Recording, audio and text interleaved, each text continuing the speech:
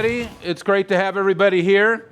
We have an unusual facility here, as you can see, for our Oracle Open World Keynote. We had a unusual situation happen to us yesterday at 3:30 in the afternoon yesterday. We got a phone call that we had been canceled, and our team has amazingly pulled this together, so I'd like to thank my team very much for doing this. Thank you. And now Oracle is saying that we can go on tomorrow at 8 a.m. When the show is over, so I want to thank Oracle for that. They also offered an 8 a.m. slot on Sunday at their new Alcatraz America's Cup facility. Thank you also, Oracle, for that opportunity. I want to also acknowledge my mother who's here. Will you stand up, please? Thank you. And she came because she's very upset with me that I pissed Larry. So I want to apologize to my mother and to Larry. Look, we're just excited to have you here. You know, this show, Oracle Open World, has been mostly been about this. It's been mostly been about a next-generation mainframe computer. And the disappointment for me is that when I was at Oracle, Oracle Open World was about ideas and the industry and what was next happening, you know, and what we could get excited about and motivated about. And, you know, it's just my personal philosophy that this is not the next great thing in our industry, that there is something really exciting happening in our industry, something amazing that is happening in our industry, something spectacular that we need to tap into, that we need to connect to transform our industry, to get away from proprietary hardware, to get away from the proprietary software, and to move into something that we call the cloud. And I think that that's the fundamental premise. I think that's why, indeed, we were canceled this morning. You know, that's not the message that Oracle wants. This is the message that Oracle wants. I respect that, you know, but we're not here to sell more computers this morning. That's not our premise. Our premise is to do something else. It's to open a door for you, to show you a new world, to show you an opportunity, to create a new industry, to create growth in our industry, create jobs in our industry, to create an economy in our industry. Because at this incredible time in the world, that's what we need. We need advancement. And we need these new ideas. We need to get back to growth. And I'm going to show you how to do it. Now, before I start, Salesforce.com is a publicly traded company. This is our new banned safe harbor statement. And you can see here, this presentation is covered by the safe harbor, and this is also on our website. For 13 years now, we've been marching on stages in restaurants and venues all over the world with this message, that the world is changing, that we can step away from the proprietariness, from the lock-in, and that we can move to a new open world, and we can do that through cloud computing.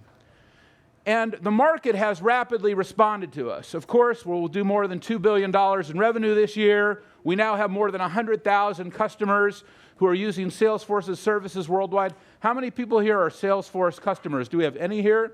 All right, we have a few. Fantastic. And we deliver now 36 billion transactions a quarter to our customers all over the world. And Forbes magazine just chose us as the #1 most innovative company in the world.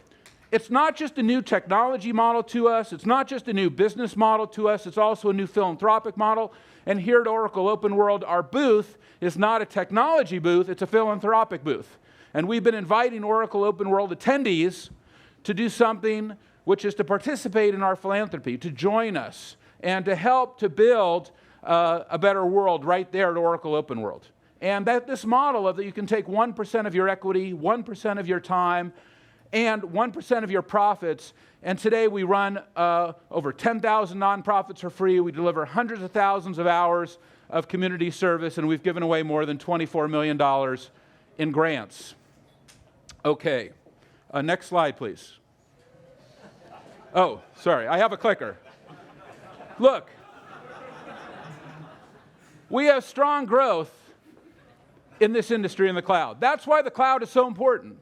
You look at companies like Apple, like Amazon, like Google, Groupon, Salesforce, Facebook. We're creating jobs. We're creating new ideas. We're creating innovation. And that's empirical. And that's what I love about my job. What I love about my job is that when you create this new technology, when you create this new advancement, our industry moves forward. You know, we moved from the mainframes led by Thomas Watson, and then we moved into the mini computers led by Ken Olsen at DEC. And then we moved into PCs with Bill Gates.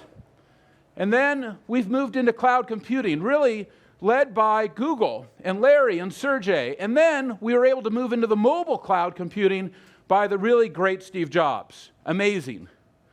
And now we're being ushered into an amazing new era by Mark Zuckerberg. Incredible, a social revolution. It's a bigger, more exciting opportunity than we have ever seen in our industry before.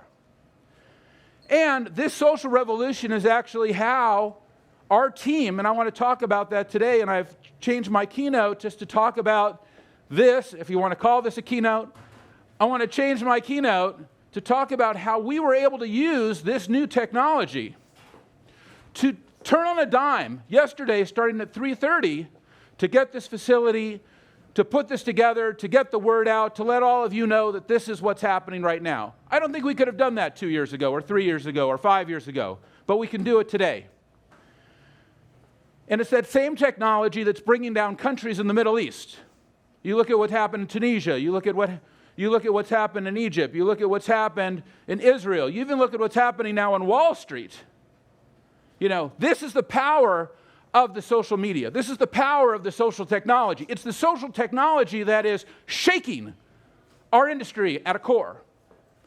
And it's our opportunity to grab that social technology and transform our own lives and our own businesses and our own industry to create something new. Forbes magazine's cover story this week is all about that. It's not about hard power. It's not about soft power. It's about social power. And it's really about that you have to listen to customers and employees in a whole new way. And if you are not listening to your customers and employees, if you are not paying attention to what's going on with them, then you will face what HP has faced. You will face what Netflix has faced over the last several weeks. We've all seen that. You look at the precipitous decline in their equity value at Netflix right after the CEO issued his blog. And 27,000 of his customers went to the blog to comment on it, drove his stock price down, and transformed his industry and his company in a day. That's social power, and that's what we can do in our industry today. This social revolution is changing all of our lives. How many people in this restaurant are on Facebook or Twitter? Raise your hand. Everybody. It's amazing. You know, 22% of our time today, of internet time, is social. And these social networks are really grabbing the internet, they're shrinking the internet, they're transforming user behavior. We can see that. We can see the web is shrinking, it's being absorbed by great companies like Facebook. We're going to hear in a few minutes from Facebook's Chief Information Officer, who's here today to support us, Tim Campos. And we're going to hear how he has been able to take this technology to transform the world. We're spending 4 hours a month on Facebook. The web is dying. The social networks are taking over. And it's accompanied by, in tangent, in an incredible synergy with mobility. Look at this. We're spending more time on our mobile devices accessing the web, more time on the web than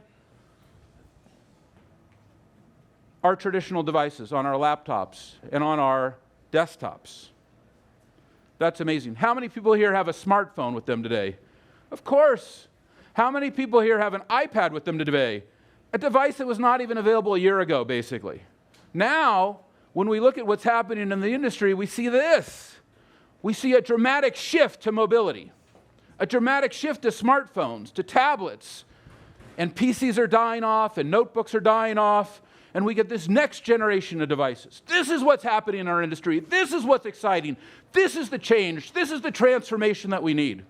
The social technology, the mobile technology, it's the cloud technology. This is a social revolution, and it's also about developers. How many people here have bought an app on Apple's App Store? Raise your hand. Of course, everybody. But look at this.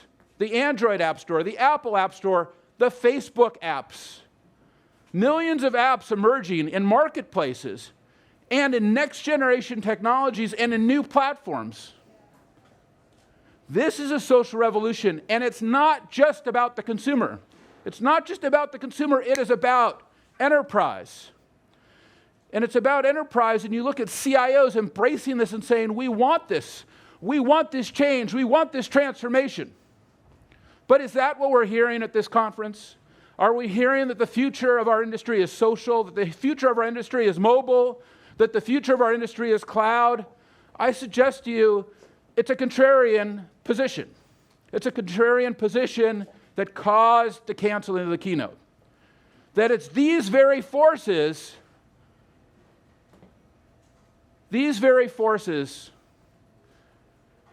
that you can be Mubarak and say it doesn't exist. You know, you can say it doesn't exist. You can say we don't want to hear about it. But the reality is, the people now have an alternative way of communicating.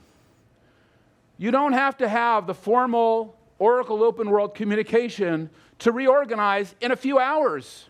You can use social media. That's how you all got here, right? How many people here found out about this through social media? Raise your hands. Of course, everybody.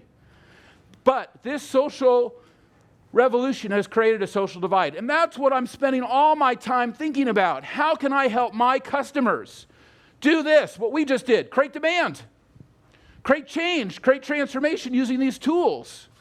This social divide has to be solved. Because there are still many people at Oracle Open World who didn't even know that this happened. They're still dealing in companies who aren't on social networks. But less and less, because customers are going social, employees are going social, but are our companies going social? Are enterprise going social? As I travel around the world, and right after this keynote, I'm flying today to Ohio to deliver a keynote tomorrow. And my message again is we have these tools to now create demand, create growth, create jobs. We can change. We can advance our industry. But how do you do it? And that's what we have been spending our time thinking about. How do we do it? And we put that philosophy into action yesterday at 3:30. And we said, yes, we can do it. We can create this at the AME Restaurant. We can move the keynote. It doesn't matter what Oracle thinks. We can create it. We can change. We can advance. And let me tell you the few things that we did to make that happen. We took our 3-step formula for creating a social enterprise and we put it into place. We know that step 1 is creating that customer social profile. We keep track of what our customers' handles are, and we're monitoring them on Facebook and on Twitter, where most of you found out about this. We're not just keeping track of their name and address and phone number, we're able to rapidly respond. We're keeping track of things that they're saying about us in the public forum, and we're able to communicate back out to them. I want to show you that today. And then all of our employees are on a private social network called Chatter. I think a lot of you have heard about Chatter because we have over 100,000 live Chatter networks, and we were able to immediately collaborate and put these tools into action and say, let's get posters made. Let's get the AV vendor set up. You know, let's make the changes so that we can get all of our employees coordinated. It was almost the end of the workday. It didn't matter.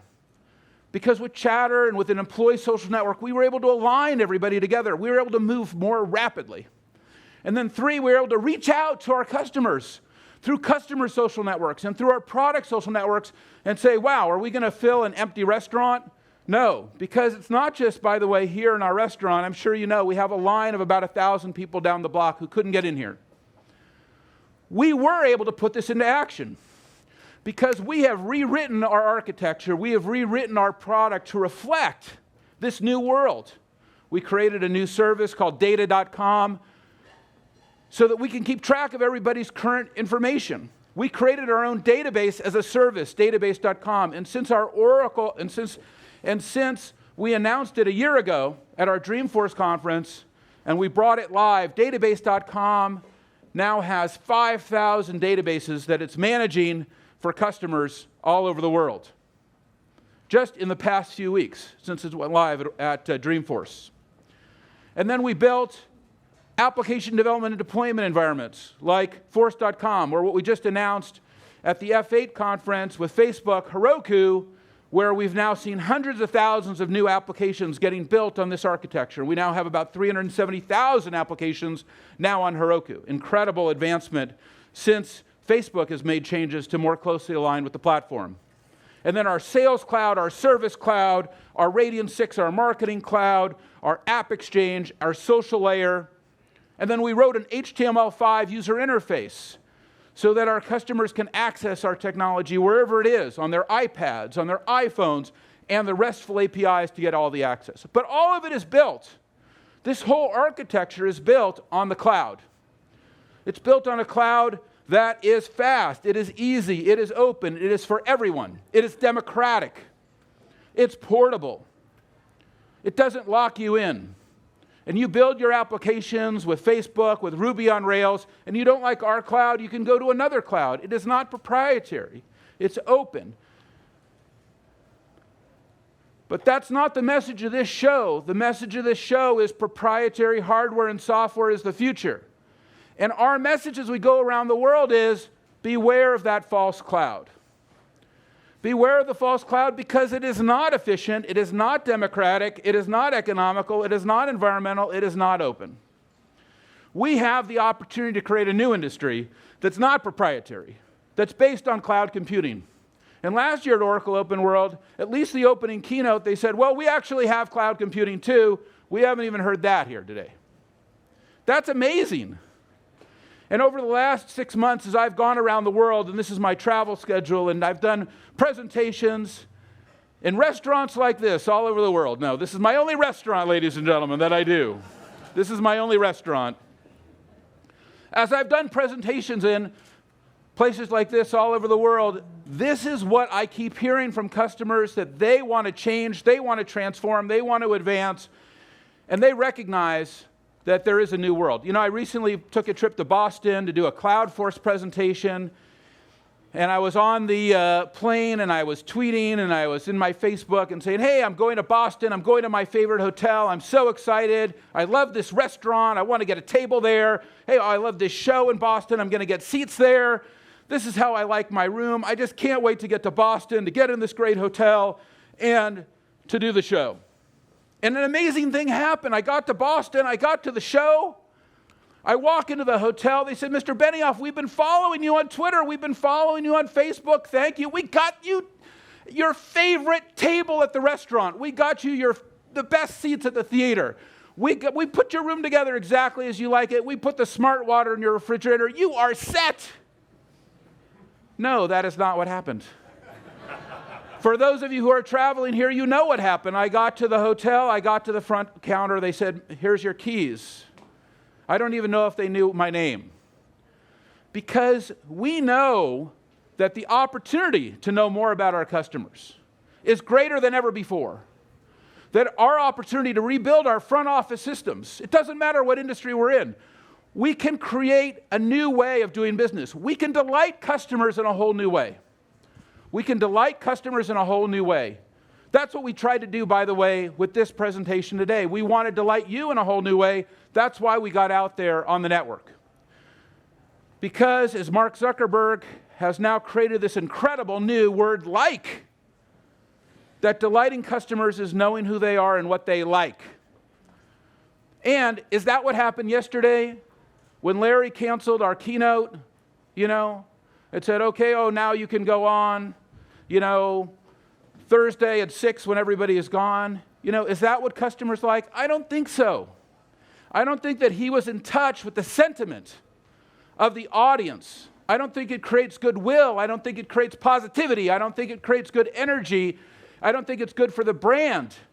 Instead, what can we do? We can create a better relationship with our customers. We can always offer another opinion. We can always bring in a contrarian view. And that's the 3 steps to creating this social enterprise. Creating that social enterprise profile, creating the employee social network, and the customer and product social network. That's how all of you got here. That's what we do every day. That's what we're training our customers to do. Those are the technologies and the solutions. We're not selling a proprietary mainframe. We are selling a new way of business, a new philosophy. And I want to talk about that first step, creating that customer social profile, because we know that those vendors of ours, they need to know more about us than ever before. And that's why we created database.com. It was a database for a new social enterprise. I want to show you some of that. I want to start talking to you now about technology. I want to show you technology. I want to show you customer advancements. I want to give my voice a quick break. I want to just go to one of our customers for the next 60 seconds, Burberry, where we're working on putting the social enterprise in place for them worldwide. And Angela Ahrens, who was on CNBC yesterday, here is what she has to say about this philosophy.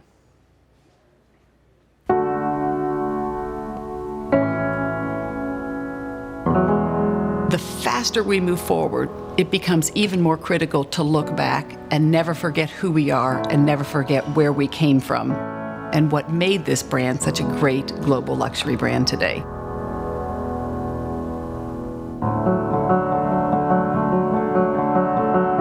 I run the company with Christopher Bailey, our Chief Creative Officer.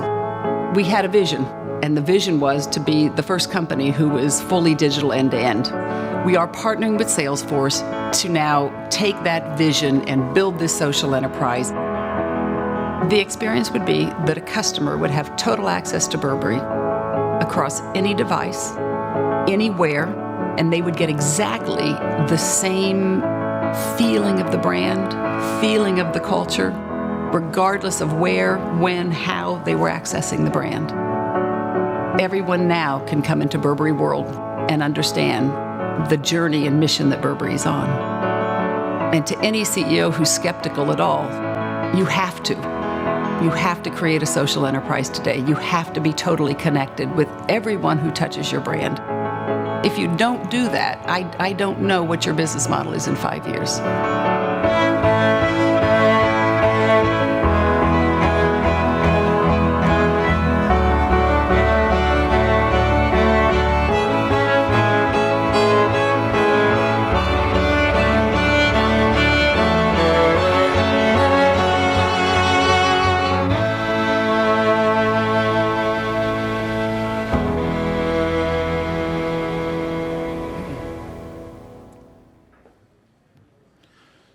So that's what we've been doing with Burberry. We want to create a social enterprise for them. We want to create a social enterprise for you. We want to create a social enterprise for our 100,000 customers and more around the world.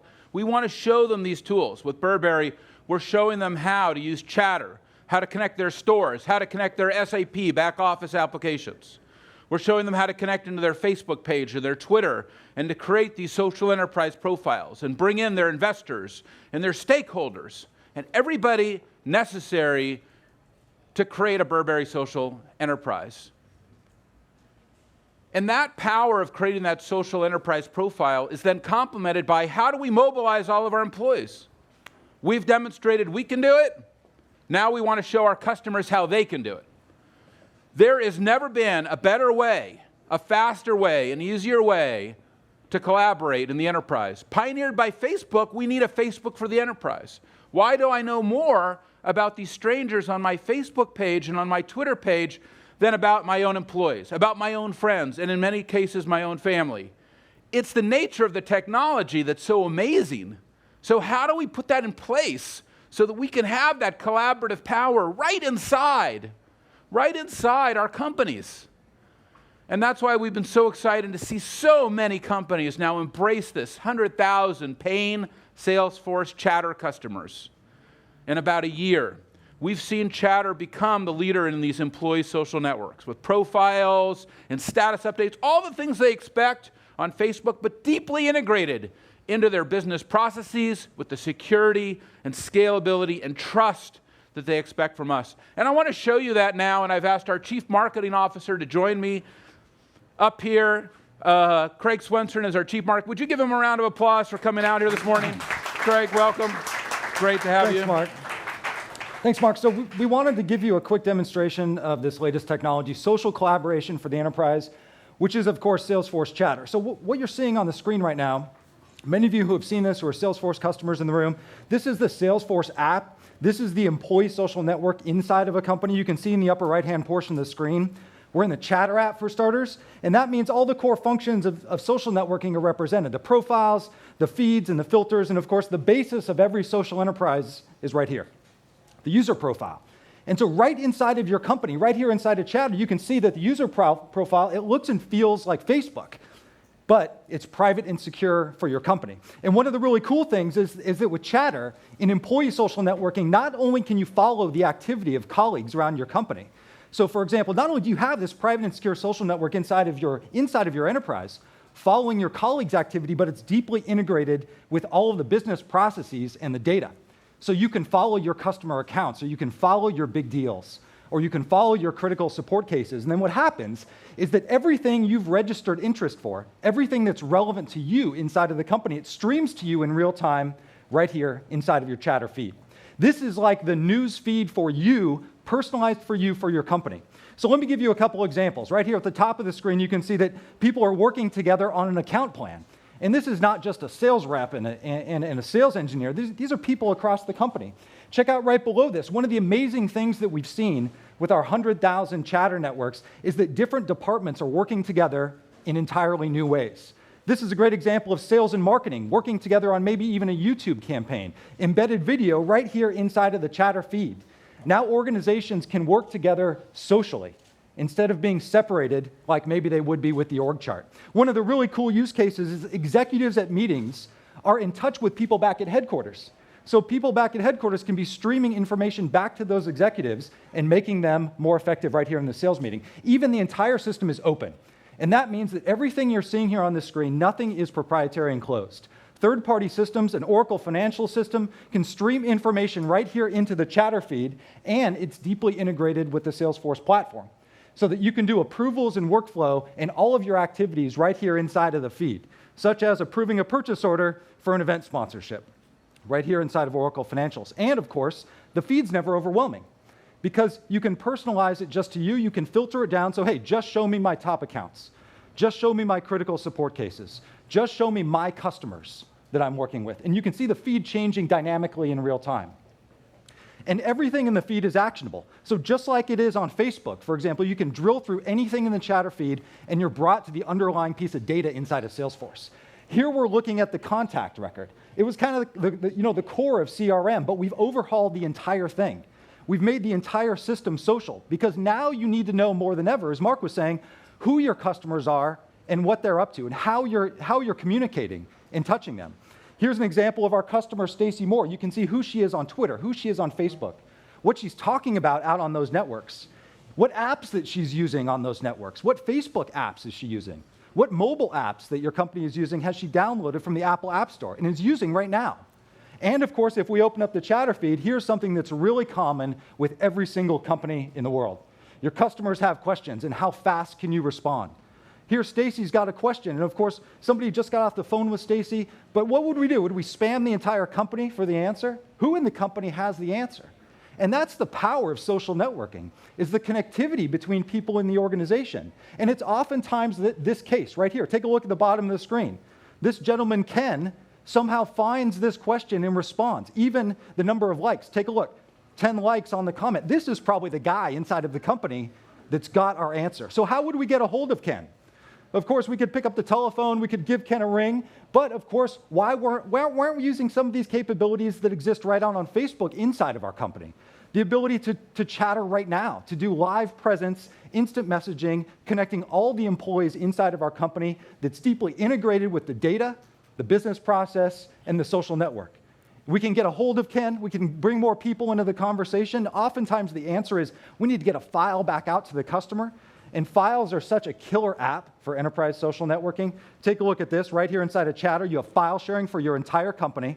You don't have to comb through email. You don't have to spam somebody. You don't have to go to the file server or the dead intranet website or that old portal somebody set up 5 years ago. You now have this capability inside of Salesforce. So just like you share photos maybe on Facebook, as easy as it is to do that, you now can share files with everybody inside of your company. Again, privately and securely. But the cool thing is, we're doing all this inside of our companies in this employee social network, but wouldn't it be great if we could extend it out to our customers? And that's exactly what we've got inside of Salesforce. Take a look at this. Here's a capability called Groups, which is one of the hottest features of the entire Salesforce system.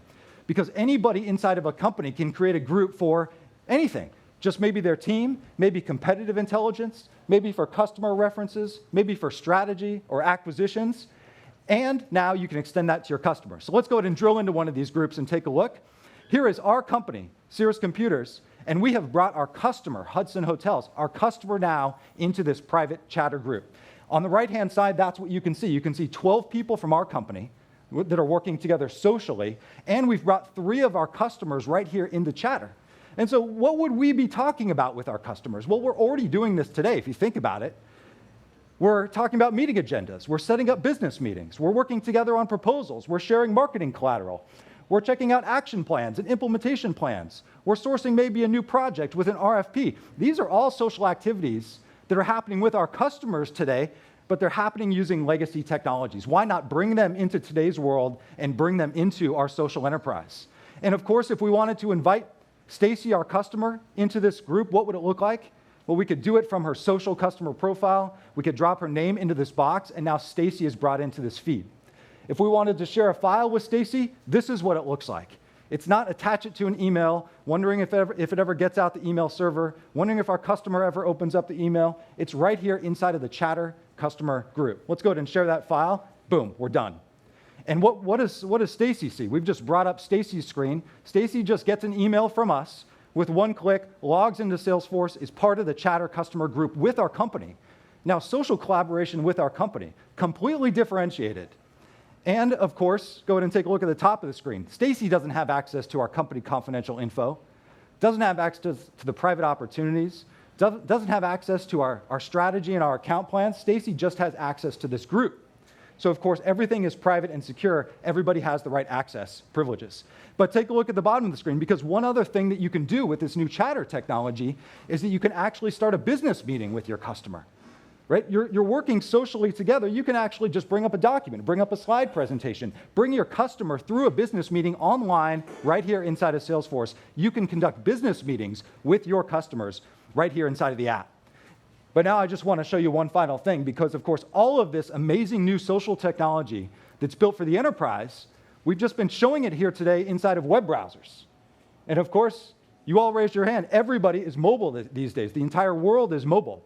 And you have seen previously that Chatter is available on all these mobile platforms, on the iPhones, the BlackBerry, the Droid. Let's go ahead and bring it up on the iPad, you're going to see right now. But not only is it available for all of your employees, it is also available to connect into your customers.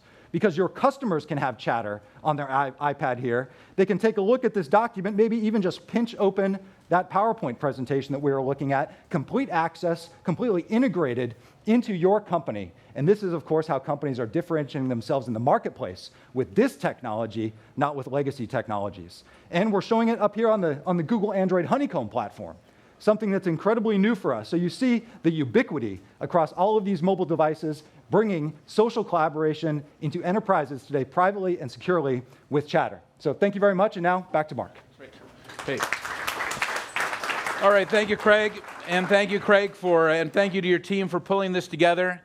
You know, we're talking today about creating social enterprises. That's our message here at Oracle Open World. We believe this is the key to growth. This is the key to change, the key to transformation. Now, tomorrow, right after this, I'm getting on I'm getting on an airplane right after this, and I'm going to be doing a presentation tomorrow morning in Columbus, Ohio. And it's 1,000 companies who are not our customers. They are mid-market customers pulled together by General Electric and by CNBC to talk about growth, to talk about how to get their businesses going again in the heartland, in the Midwest. And I believe in that. And we've worked very closely with CNBC and with their parent company, NBC Universal, to help them create growth, and with their new partner, their new parent, Comcast. Today, for NBC Universal, and one of the reasons that we've been asked to come to the conference tomorrow and to present tomorrow morning is we're managing 2 million ad spots a year using this technology with NBC Universal. We've created that customer social profile. We've shortened their sales cycles, and we've given them a 300% return on their investment. They want to profile that to their customers. And I thought I would show you the video that we've put together for them for tomorrow for the CNBC conference so that you could see how CNBC is using this technology to grow and advance and lead their company during this incredible time of change and difficulty in our economy. Let's hear from NBC Universal. As businesses move into the 21st century, you need social collaboration tools. You need a tool like Salesforce that can pull everything together. Key thing is, how can you get this social information to the account executive, the right information that they're looking for at the right time? Salesforce has enabled a social enterprise within NBC Universal. What do I mean by that? NBC Universal is made up of approximately 20 plus media properties. Really, none of them are the same. As much as you try to standardize, they all act differently. Without Salesforce, NBC was a little bit disjointed. What we wanted to do was architect Salesforce to be the one view for social collaboration across our entire enterprise. We do 2 million spots a year on NBC and the properties and the cable properties. And we've become efficient by using Chatter and accounting for those 2 million spots. I'm significantly more connected than I've ever been. The collaboration with marketing over the last 6-7 months has been meteoric. Whether I'm on CNBC and I want to know what Telemundo is doing, I can go into Salesforce and I can find it there. If I want to offer a client Mad Money, I can go into the file libraries, type in Mad Money, and up pops a list of all these different opportunities. We've deployed iPads to all of our account executives, and they use these quite aggressively. Folks like that they were able to log in, not just at work, but also at home, on the road. They can pull down the marketing deck, they can update their meeting notes, they can update their opportunities. You're free to venture out and try different things and take some three-point shots. The first week we launched this application, we had a 300% return on investment. Social collaboration, social networking, it's here to stay. Salesforce has really helped us capture the collaboration going on across all of our properties, and it's really helping us mobilize and grow the company. You know, I think that it's that kind of motivation in a sales organization and a customer-facing organization that keeps an organization like CNBC on the tracks when others are not. And I've seen it not just in sales, not just in collaboration, but as I travel around the world, I've seen it in customer service and engagement. How do we engage with customers in a new way? Through customer service. If you want to go see Bank of America's new branch, it is not down the street. It is on Twitter. And I know a lot of you are on Twitter, and if you go to twitter.com/BofAHelp, you're going to see Bank of America's new branch. We know because we built it. We tied their customer service systems, their call centers, their contact centers back out to the social networks. Now they're handling thousands of customers a day through that capability. If you want to go buy a new KLM ticket for your trip home from Oracle Open World, you don't have to go to the airport. You can go to twitter.com/KLM. The new ticket office is on Twitter. That is a huge advancement. They're a $24 billion airline. They're doing thousands and thousands of customer requests a day. Not on the phone, not on email, but through the social enterprises. I have never seen a company as aggressively pursue becoming a social enterprise than KLM.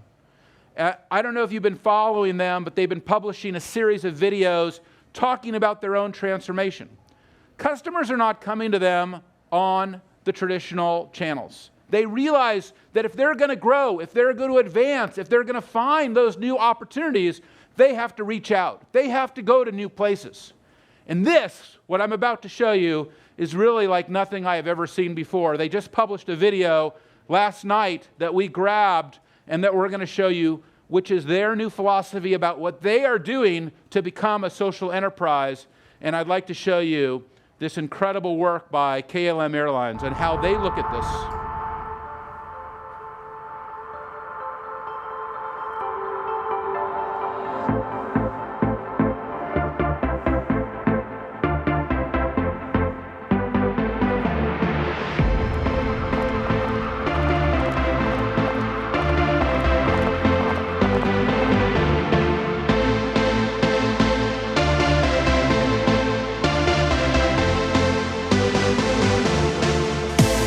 Did you know KLM is available 24/7 on Facebook and Twitter to personally reply to all of your questions?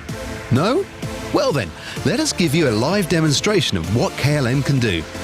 KLM crew, are you ready to show how our social media service works? Okay.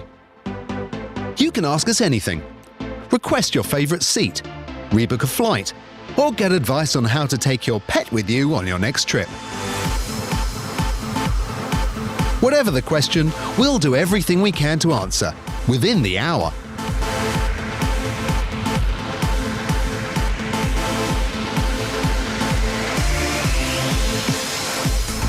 And of course, private messaging means that your personal data always remains protected.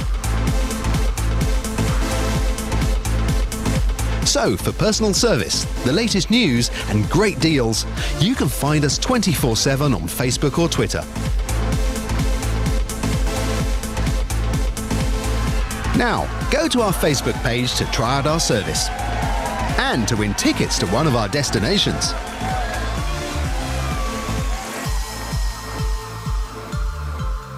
So you can go to twitter.com/KLM, you can go to facebook.com/KLM, you can start engaging with them, talking to them, buying tickets, changing your seat, ordering your food, and how do we know? We built it for them. We built it for them because this is our message. This is how to reach the populace. This is how to go to your customer in a new way. This is how to delight your customer in a whole new way. Delighting your customer in a whole new way is about knowing who they are and what they like. What they like. And we recognize that customers then need to build more custom applications to automate their companies. And there's been no better example of that in our world than a great company here in the Bay Area, the fastest growing company we've seen. It's incredible, Facebook. And of course, Facebook is a tremendous Oracle customer. They've done great things with Oracle apps. They've got the Oracle General Ledger and so forth.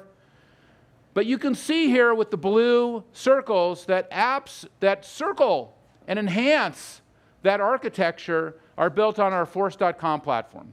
I want to invite Tim Campos, who's the CIO, up here. Tim, will you please welcome him? Tim Campos. Welcome, Tim. Thanks for having me.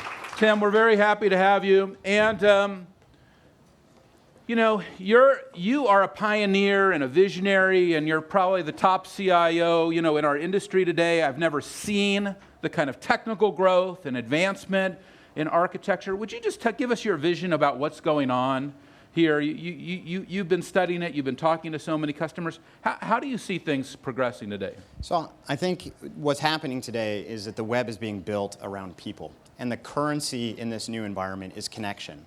And to provide a little bit of context about this, if you think about how we connected 15 years ago when the internet first became commercialized, tens of thousands of sites, and the way that you found information was to go to a directory. And that directory was possible because there just wasn't that much information out there. But as that exploded, we needed something better. We needed a fancy algorithm in order to be able to find the wheat through the chaff, to be able to find that needle in the haystack. But there's even more information out there.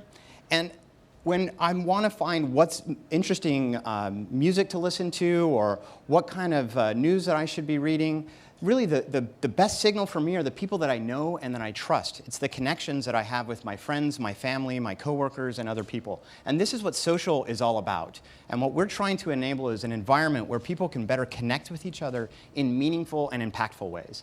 Now, Facebook has created this tremendous new open graph. You've really opened your platform. You've given us the ability to build Heroku right inside of Facebook. Since F8, where I saw you last, I think it was only, 2 weeks ago, we've seen, I think, 150,000 apps built? I mean, it's some incredible number of applications now built on the platform that we're now running for our customers with Facebook. I think we have 370,000 apps total now running on Heroku, a vast majority of them running on Facebook. You know, what is your vision for application development and deployment, helping our customers, you know, reach their customers? What is Open Graph doing? Why is that so exciting to everybody? Open Graph is really exciting because it provides new ways for people to be able to share information. So today now, you know, one of the things that I really like music, but I have a lot of trouble finding the right kind of music that meets my taste.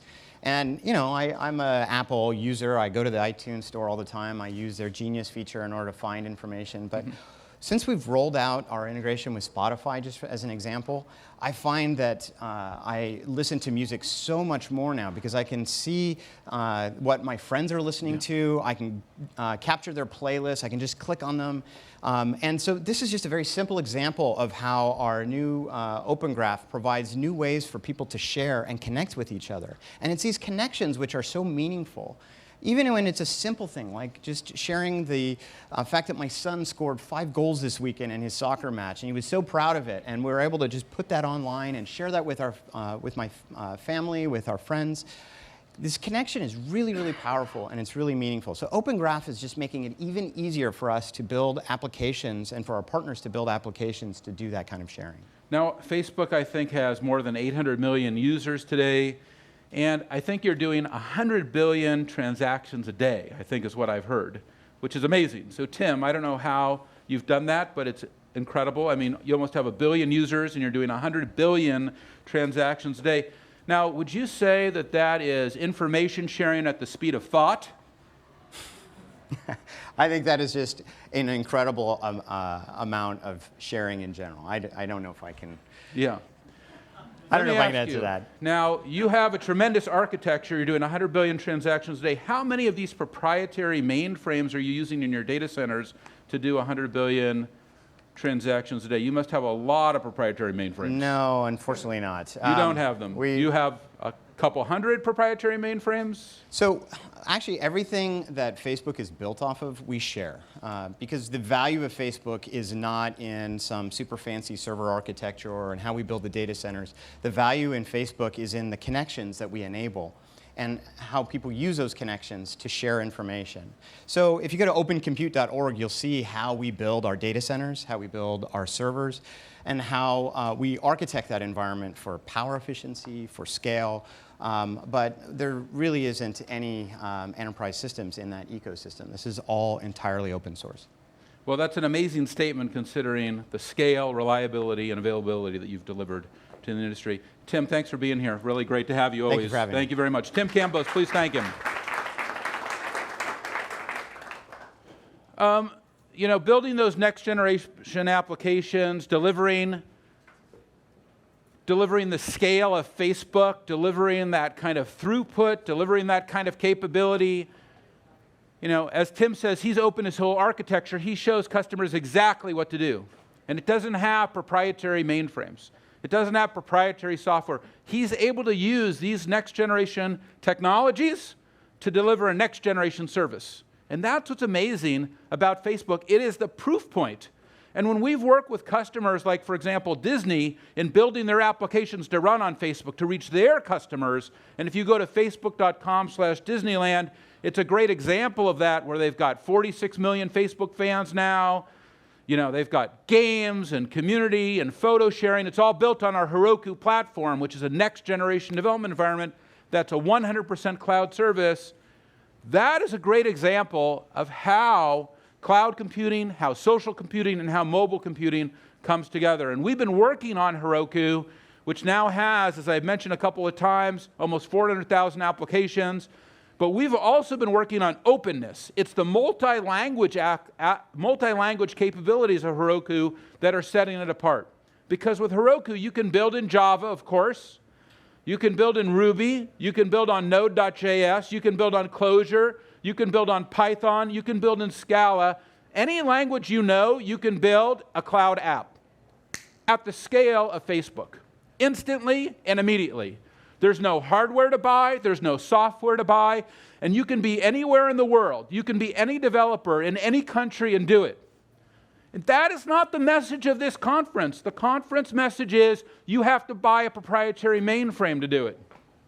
That is not empowering, that is not enabling, and that does not create growth. Growth is made possible by democracy and through these democratic actions to reach all developers, to reach all users, not just the ones who can afford $1 million computer. And that's why Oracle's only sold 1,000 computers. We have a new opportunity, but we have to look for new growth. And when we work with customers all over the world, and the next one I want to show you is the work that one of our ISVs, Milani, right here in San Francisco, has been doing with Facebook and with Warner Brothers to create a new service to promote their Harry Potter series. You may know Harry Potter has now a whole new set of capabilities. They are cloud, they are mobile, they are social. I'd like to show you this incredible work of what a software developer can do to reach this billion Facebook users right on a next generation platform, not a proprietary platform. You know, our time frames are sometimes hours, certainly days, but we never have a week to do something.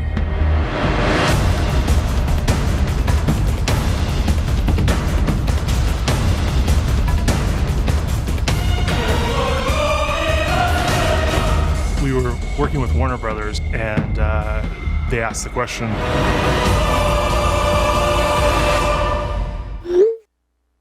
and really the only way we could get the solution as quickly as Warner Brothers wanted it was to use Heroku.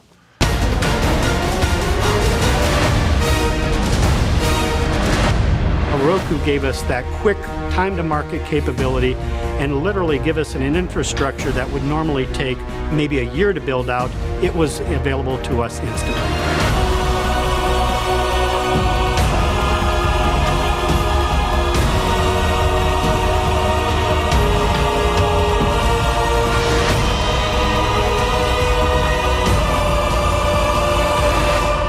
Thanks to Heroku and the cloud, this is our server room.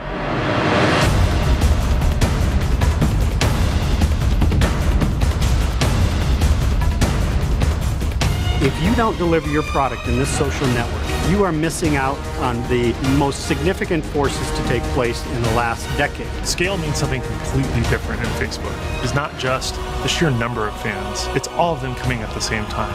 And the way we deliver on that is 100% through Heroku.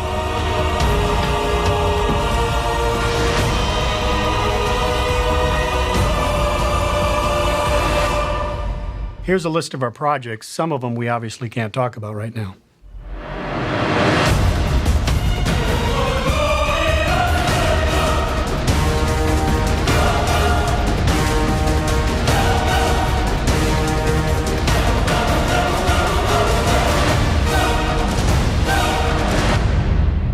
And the best thing about Heroku is that our developers love it.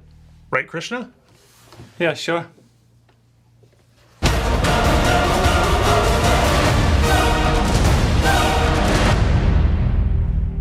You know, if you paid attention to the video, there were some words in there like trust and scale, but the word we don't normally have to use is open. It's not a word that we normally have to bring out of our vocabulary because it's the nature of Heroku, it's the nature of the cloud, it's the nature of where developers are. But I had to add it to the slides today because that's the juxtaposition against Oracle that's closed and proprietary. But this social enterprise, this idea that we have to change our companies, the way we lead, the way we communicate, the way we share information, we have to create a new management philosophy. We need to create a new leadership philosophy. We've talked about building the social enterprise profile. We've talked about building the employee social network. We've shown that to you. Collaboration and sales and service. We've talked about building custom apps when we heard from Tim. We're talking about doing social marketing on the major websites. Now you need to pay attention. What's going on the network? You need to have a new level of social monitoring. What are customers saying? What do they like? What is the sentiment? What is happening? When we worked with Gatorade on their rollout of their new products, they wanted to set up this network operations center. I'd never seen anything like this. That's why we got this photo. And if you go to YouTube, you can see the video they put together that features it. They're monitoring in real time, the way many people in this room are, what's happening on the social network, but at a much larger scale. And Michael Dell, who was here yesterday, he's built one as well. He built a NOC to pay attention to the social networks. It's a social media command center, and the Gatorade systems, the Dell systems, are built on our Radian 6 technology. Paying attention, listening in a whole new way. Because one of the great things about the network is you can listen. You can listen, you can hear, you can adjust, you can transform. And we look at a company like Dell that's tracking 25,000 conversations a day.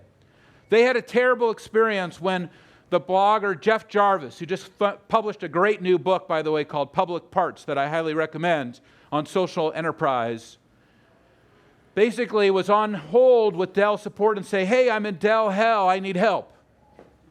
And what they realized is they didn't have the tools to pay attention, and they saw the sentiment on the internet, and they have transformed it, and they have changed it with this technology and with this capability. And we have 30,000 users of our social enterprise at Dell and this social media command center, and we've built listening posts for them called Idea Storm, and we're doing all kinds of things with them and so many other companies to help them completely transform the way they do business in this new world. We all have to change. And we've also done that work with Toyota in the creation of their new car, the Toyota Friend. And the idea of the Toyota Friend is, what if there was a car that was on the social network? And that the car was directly connected back to headquarters, to the dealer. Tomorrow I'm going to be visiting one of the major car companies in Detroit. It's that message. How do I reach customers in a whole new way? How do I get my product on the social network? Product social networks. Not just customer social networks and employee social networks, but products. How do we get our products on the network? And that means you have to enable and you have to engage all aspects of your ecosystem, your employees, your dealers, your distributors, the social networks themselves, the customers. This is what companies need to start doing, transforming to becoming part of a social enterprise. And I wanted to show you that today as we make it around the circle. So Dan, are we going to take a look quickly at Toyota Enterprise? Absolutely. Thanks, Mark. So what you're taking a look at now is the Toyota Friend vision and their social enterprise. It's a way for them to connect their customers, their employees, their manufacturers, their dealers, and even the cars are now part of the Toyota Friend network. And what we're taking a look at is kind of a customer community where Mark here logs into his customer community portal, and he can see all the information that's streaming to him from his car. You can see what the weather is, the most active chatter in the community. You can see his car is streaming information saying what battery charges is, what fuel level it's at, what the temperature inside the car, where the car is geolocated. And right in the middle of the screen, you can actually see that the car is talking. It's saying, thank you for activating me on the network. But it's not just Mark's car, it's his family of cars. It's his wife's car, it's his daughter's car. And all of this information streams to Mark in a chatter feed. So when we go over to Mark's chatter profile inside the Toyota Friend network, you can see information like marketing campaigns. Dealers are talking to Mark saying, hey, Mark, you may be interested in this Swagger Wagon campaign. Or his daughter's car is saying, the driver front tire pressure is low, and based on the geolocation of where that car is, why don't you go fill up your car at this gas station, the Shell gas station? Or his wife's car is saying, you've reached a 50,000-mile maintenance, and here's where the community is getting involved. The dealer is saying, hey, why don't you come in next week? We have a $50 off coupon, and we'll get you all tuned up away. But maybe you don't live here. Maybe you don't live in the Toyota Friend network, but you live out on Facebook and Twitter. And we can extend this now out the Toyota Friend network onto Facebook, where that same information is streaming to you. Here on Mark's Facebook page, maybe here tweeting to Mark, telling him information about his car, his wife's car, his daughter's car. And actually, if we now, Toyota Friend also built a mobile app where we can extend that information on the go. We've been talking about how, we've been mobile today. Everything is all mobile. And here you can see that same information, his family of cars. His car, you can see the battery temperature, where the car is geolocated. You can see the controls on the car where, maybe we want to unlock Mark's car right now, or honk the horn, or, we could check out that same chatter stream is streaming to him there. But it's not just on the web and it's on the phone, but we also wanted to connect the employees into the chatter network. So if we go over to demo 2, you can see here is Toyota-san's profile, and that same information all is streaming in the Toyota Friend network here into Toyota-san, and he's connected to all his 300, 400,000 employees. And all of that same information is there. And again, one final thing I want to show you is Mark's social profile within the Toyota Friend network. So now Toyota can get a true understanding of who Marc is. You could see all of his maintenance windows, social applications that Marc's downloaded, his vehicles, his family of cars, where he's geolocated. So now Toyota can now also delight Marc in a whole new way. So, and with that, that's the vision of Toyota Friend. Back to you, Marc. Well, I want to thank everybody for being here today. We've had a great opportunity to present to you. I'm sorry we're not in the Novellus Theater. You can see this is a different message than Oracle Open World. It's not a message of proprietary mainframes.